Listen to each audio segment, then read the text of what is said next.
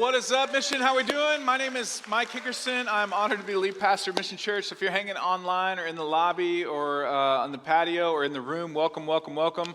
Man, can you just help me think? So I just need to brag on Becky. Becky, just if you didn't know what's going on, Becky just hosted a host moment here. She's an incredible leader of Mission Kids. That team is amazing. I love what's going on in Mission Kids. Can you just help me thank her?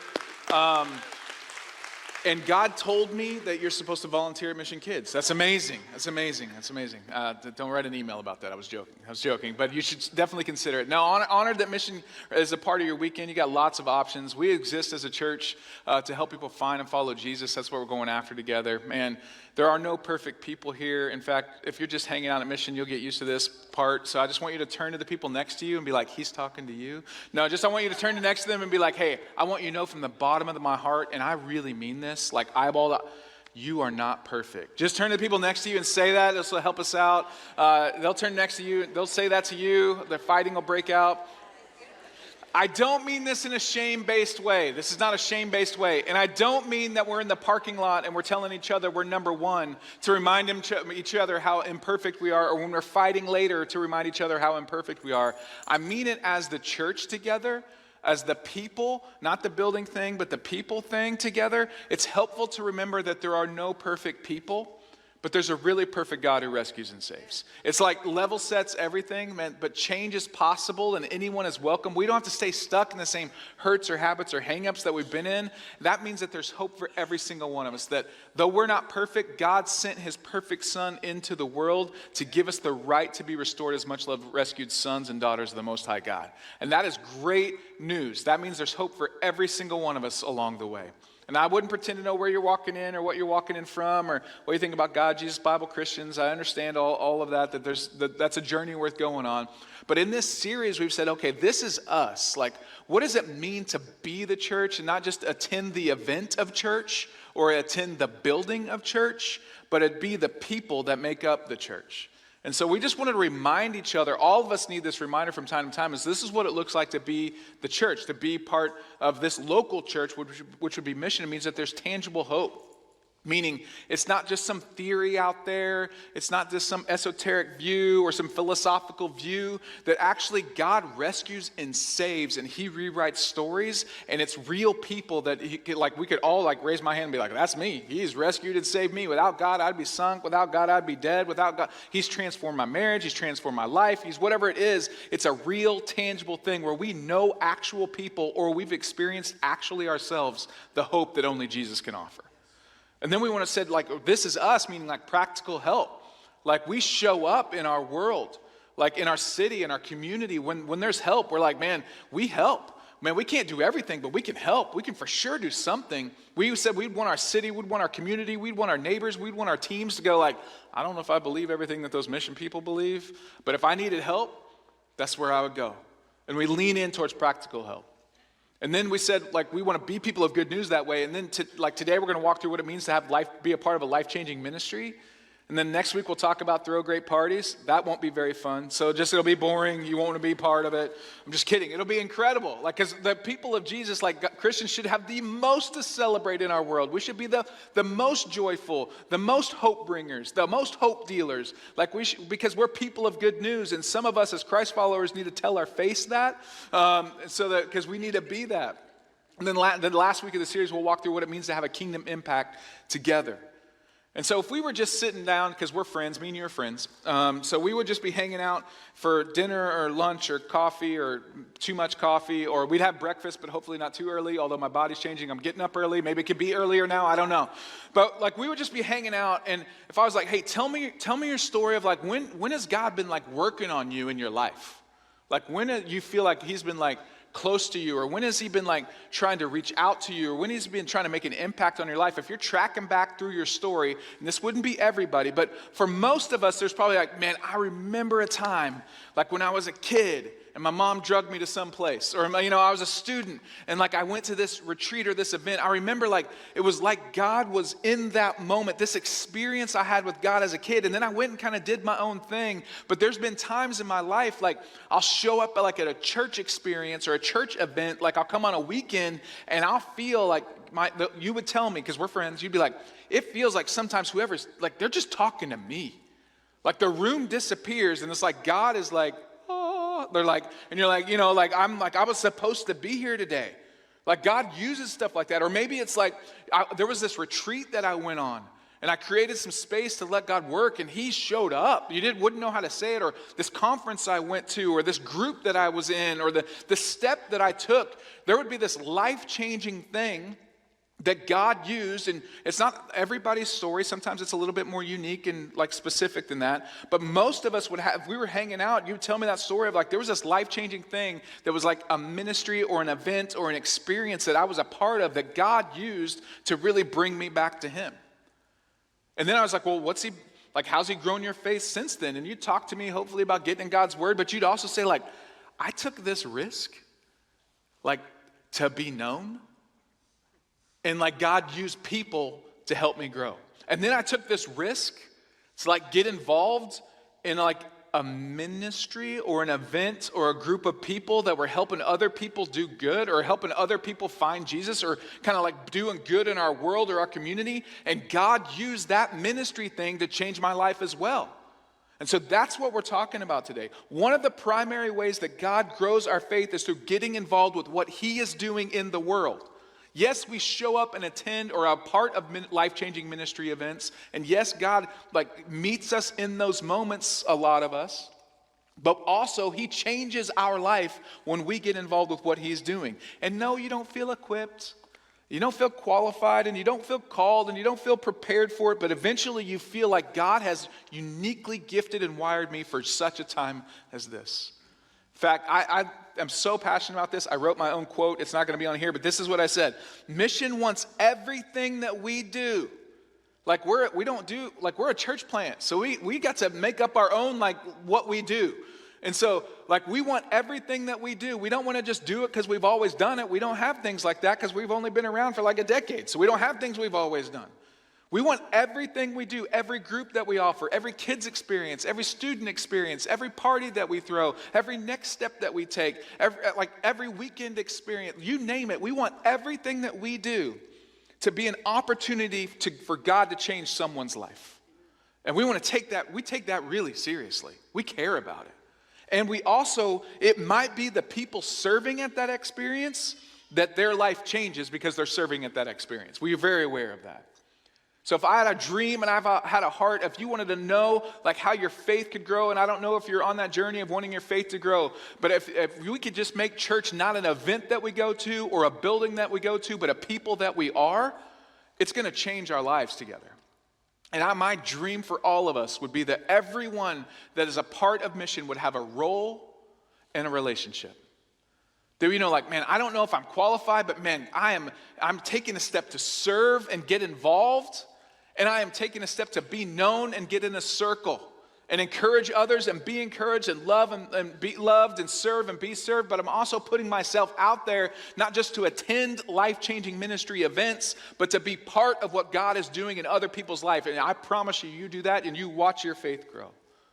And if you could do me a favor, don't tell anyone I said this. But if you have a student or a kid here at Mission, or you know somebody that's never been to church except for Mission, don't tell them that it's not normal to serve and be involved in community, because they don't know any different. I know some of us grew up and we just attend the event and then it doesn't change our life and then we had to come back to a real relationship with God. You with me? But don't tell our students that.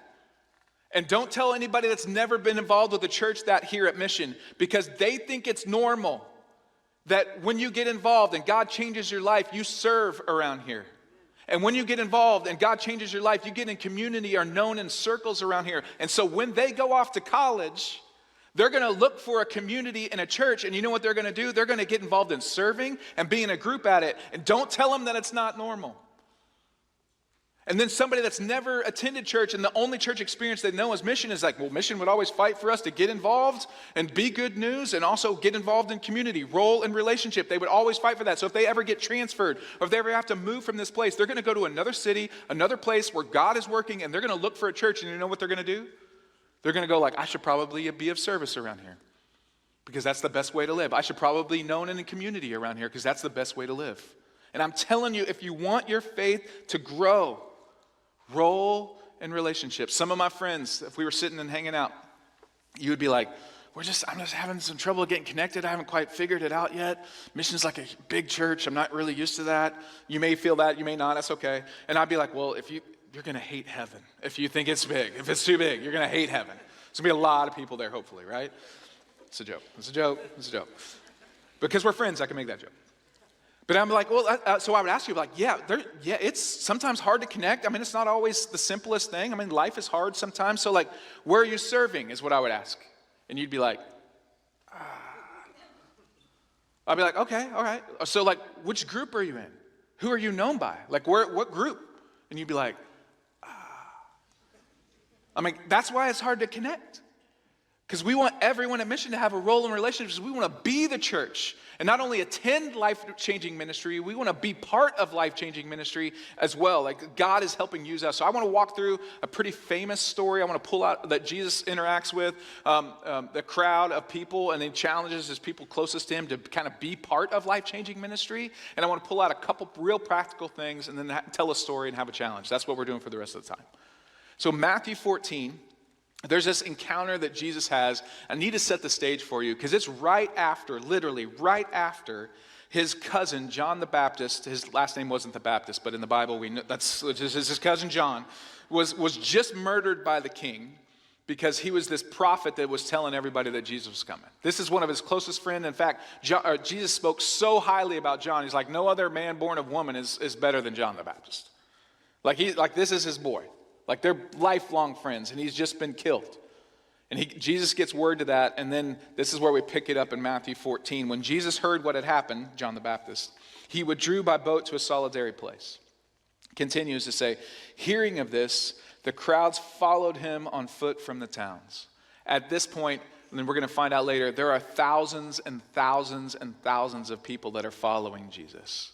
And they all have needs, and they all have wants, and they all have things that he should be doing for them. If he is who they think that he is, then he should be providing what they think that he should be providing. I mean, and he just needs some time away. Like he just had some hurt. He just had some pain. He just had some sad news. Like he may have been exhausted.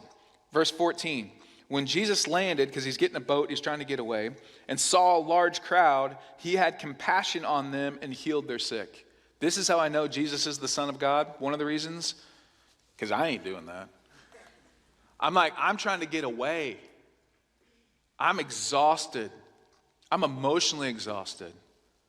Like I've just experienced pain and all these people have all these needs that I'm like, I would be like, and maybe this makes me a bad pastor. This is why you can pray for me. This is why I know that Jesus is good, because when he sees the people with needs, he has compassion on them. And heals, and compassion isn't this like, I feel very empathetic towards you. Oh, that sounds really hard. Compassion is feeling that moves towards action. It's love and action. So Jesus sees this need in verse 14. He feels like God puts him in this specific place at this specific reason, at this specific time, with this specific abilities, as if he was supposed to be like God's ambassador in that moment. He didn't just think about what should have already been done. He didn't wait for the professional to come along. He didn't criticize the Jewish system that had set up all these sick and poor people in front of him. He saw a need in the moment that he could meet, and he met it in love and action. He saw a need and he met a need. Verse 15. As evening approaches, the disciples came to him and said, his boys, it's like inner circle. It's not just boys, but it's like crew of people said, this is a remote place. We're out in the sticks, dude. You were trying to get away, and they all came out here, and there's no food trucks. Like, there's no McDonald's. There's no, they need to go home. And it's already getting late, so send the crowds away so that they can go to the villages and buy themselves some food. Like, they have an idea of what Jesus should do. They got it all figured out. And Jesus is awesome because he blows their mind, and he says this. Jesus replied, they don't need to go away. you give them something to eat. And they're like, well, Jesus, we are a ragtag group of your followers. We're poor. We have no place to stay. We have no money. We have no food. We were kind of hoping you'd provide the food. So we need to get these people out of here so we can be taken care of. And he says, no, you do it. There's this exciting tension that happens when you sense a need that needs to be met, and God calls you to meet that need. And when you're like, I'm not prepared for that. I'm not equipped for that. I can't provide for that. I can't fund that. Like, these are the questions that are rolling through their mind. We feel those nudges. We think, this is what happens with us. We think, I don't do that stuff, Jesus. I pray for someone to do that stuff because I'm so spiritual. Like, I don't go on mission trips. I pray for people that go on mission trips. I don't volunteer at Mission Kids. God bless those volunteers and raise up an army of people. I don't meet my neighbor's needs. I pray that their needs will be met. And like, there's something powerful that happens when we move from like empathy and compassion and action, and God's going, no, I know that you know their needs. It's you. Verse 17, they kind of start making excuses like we do. We have here only 5 loaves of bread and 2 fish. Like, we got nothing. And they were right. We aren't prepared. We aren't equipped. We can't. You got the wrong guys. And I love what Jesus says. This is one of my sneaky favorite verses in all the New Testament. Verse 18, Matthew 14:18. Bring them here to me, he said. What do we got? Jesus like, okay, bring that here. I can work with that. And let me pull that 2,000 years into this room and in the lobby and online and in the patio. Like, Jesus is going, great, bring that here. Whatever you got, I can work with that. You're like, Jesus, I have 2 years of college and I slept through most of the classes. Jesus like, great, bring that here. Jesus like, I can work with that. I don't know hardly any of the Bible, Jesus. And Jesus like, okay, bring what you got here. Jesus is saying, I can work with that. You may be going like, I have a rough past. And Jesus is like, I know, dude. It's not a surprise to me, but bring it here. I can work with that. You know, you may be going like, I have no time, literally no time. Jesus go like, well, what time do you have? Jesus would say, bring that here. I can work with that. Bring it to me. I don't have all the answers. What answers do you have? Bring it here. Jesus would say, I can work with that. I don't have enough experience. Jesus like, well, bring it to me, and I can work with that. There's a principle at play here that I think is pretty powerful for all of us if we not only attending life-changing ministry events, but want to take this step to get into being part of life-changing ministry. This is what we do. I do what only I can do, and I trust God to do what only He can do. I do what only I can do, and I trust God to do what only He can do. So Jesus says, bring what you got to me. I've asked you to meet needs, but bring what you got to me. And then watch what He does in verse 19. And He directed the people to sit down on the grass, and He took 5 loaves and 2 fish, and looking up to heaven, He gave thanks and broke the loaves, and He gave thanks to He gave them to the disciples, and the disciples gave them to the people, and they all ate and were satisfied. And the disciples picked up 12 basketfuls of broken pieces that were left over. The number of those who ate was about 5,000 men, besides women and children. Women and children, we count you today. I see it was different in the first century, so don't get mad. So we're saying roughly 7,000 to 15,000 people were following Jesus right here. He says, what do you got? No, you feed them. What do you got? Bring that here to me, and I can work with that. I do what only I can do, and I trust God to do what only He can do. And what I love about this, the disciples were carrying the basket load, like, oh my goodness, did you just see what happened? They're wigging out a little bit behind the scenes, like, oh, How does this happen? Does this mean we get to eat free for the rest of our lives? But you know what they didn't think? We are so good at making something from nothing. The disciples weren't going, we need to go into business, like a fish and loaves business, because we're so great at this. No, they knew where the results lied. They knew that God got all the credit and they had nothing to do with it. So they did what they knew how to do and trusted God for the results, and their faith was stretched. They did what they knew how to do, trusted God, and their faith grew, and their confidence in God was expanded. So let me just be super practical for a second. We've all been wired with a unique shape. I stole this from a long time ago from a guy named Rick Warren. If you know something better, then help me, because I think this is amazing and it sticks in my head and it helps me understand it. We've all been wired with a unique God-given shape that he's given us, and he's asking us to play in his world and help people find and follow him. We've all been given spiritual gifts. We've all uniquely been given something by God to point people to God about how good he is. And it's unique to you. And some of us may have the gift of hospitality or helps or craftsmanship or encouragement or administration or mercy or faith or leadership, or the list goes on and on and on. But God has uniquely given you something that points people around you to how good God is. And then we all have been given this heartbeat, the passion side of us. Some of us have to turn the heartbeat off, and when something comes on the channel that we don't want to see because it's too much for us, we change it because our heart immediately goes that somebody should do something about that. Or there's passions that stirred up, or issues that are in our heart, or something that happens in us that's uniquely wired to us. So you take your spiritual gifts and the heartbeat passion that you have, and then you add to that your abilities. Like the natural things that from birth you've just been able to do. Some of us have been able to sing from birth, and it's amazing. Some of us have not been able to sing from birth, and it's amazing. So we all have these things, though, that we can't try to make something we're not. These abilities, or maybe it's putting a puzzle together, or maybe it's figuring something out, or maybe it's a leadership thing, or maybe it's this natural way that you can, whatever it is, those abilities that have been natural from the very beginning. You take your spiritual gifts that are unique, your heartbeat that's unique, your abilities that are unique, and then your personality that's unique and God-giving.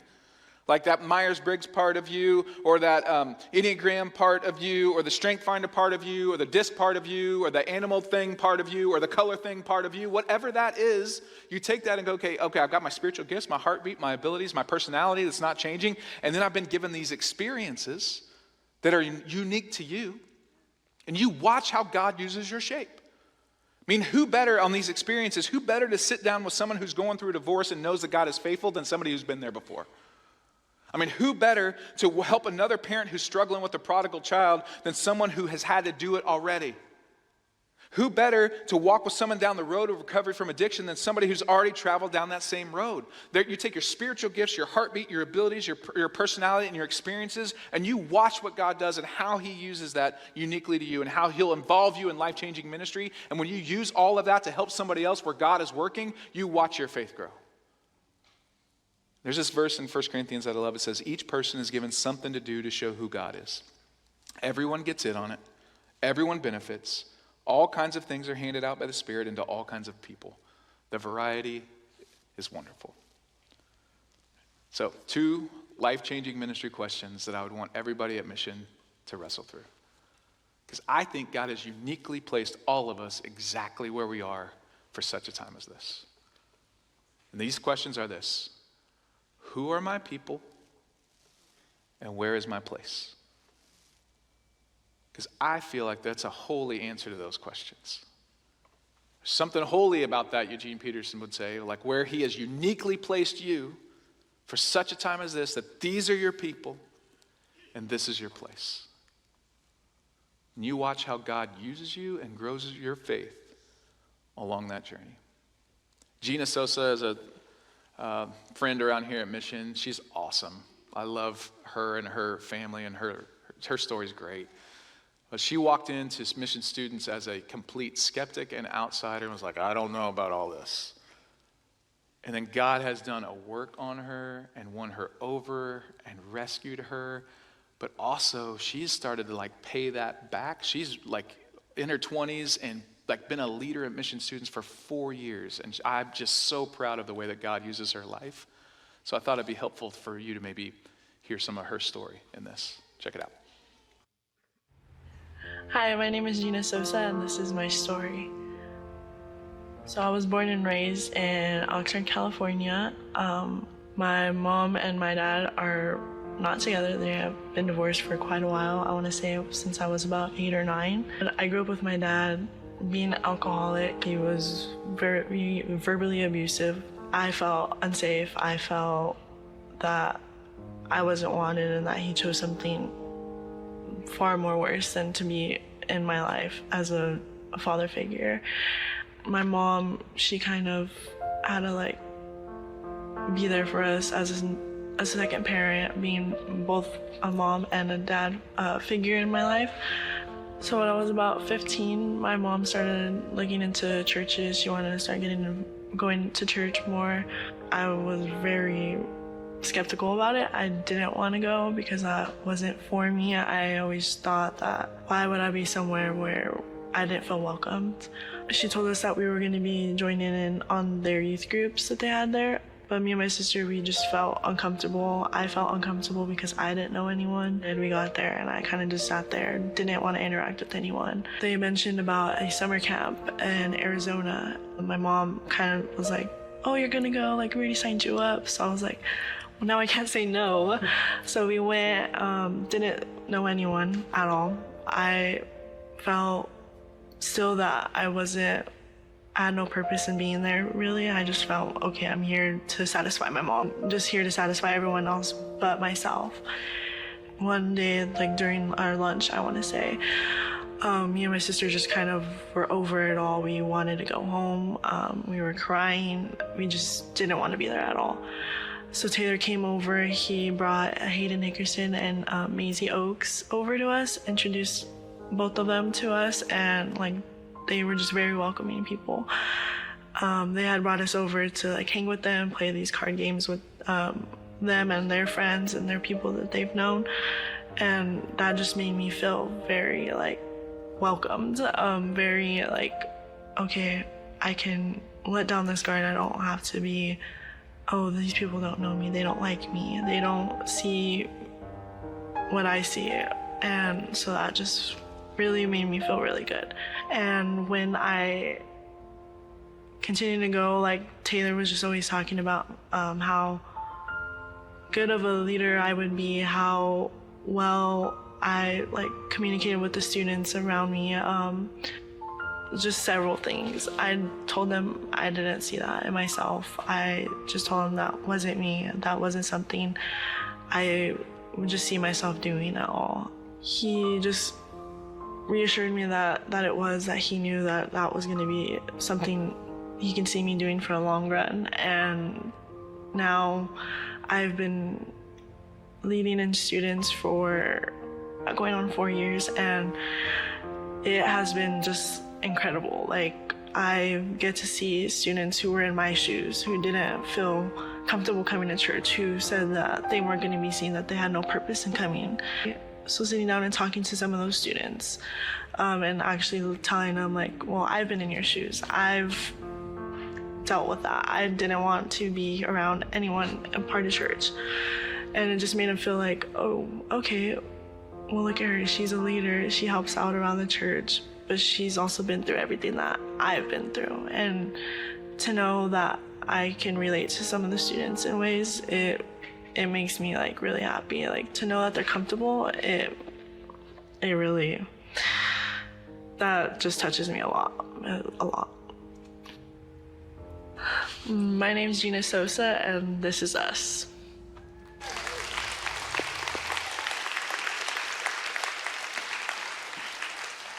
So, man, I would beg for you to have a life-changing experience with God. That's why we exist as a church, one of those reasons, right? But I also, once that happens and you become a follower of Jesus, I'd want you to get in on serving a role in relationship, because that is where the real fun is, and God grows you up. And you'll watch as your life changes and other people's life change. And I'd want you to have good answers to the who are my people and where is my place. Because God has equipped you with everything that you need to live the life right where he has you, for the people that he has you around. There's something holy about that and great about that.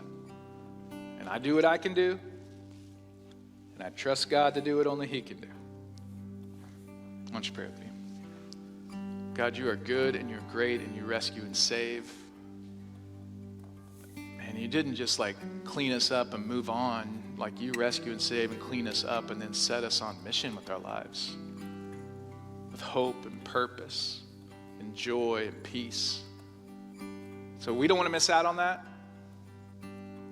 And so God, we have all kinds of objections of why we can't. But would you just convince us and move towards us that you have called us for such a time as this to get in the game? God, we love you. It's in Jesus' name we pray. Amen.